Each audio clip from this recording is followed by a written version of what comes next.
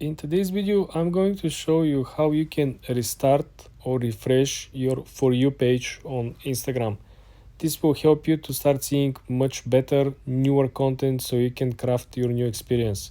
If you keep getting like bad content recommended, this is the way to do it.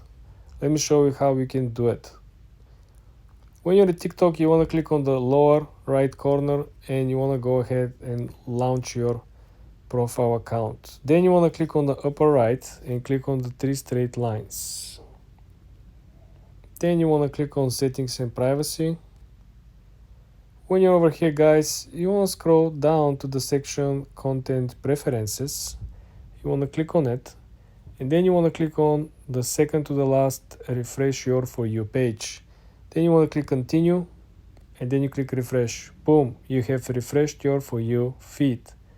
This is how simple it is, guys. Now you're gonna get much different content and you're gonna start from the scratch. For more videos like this, guys, subscribe and like this video.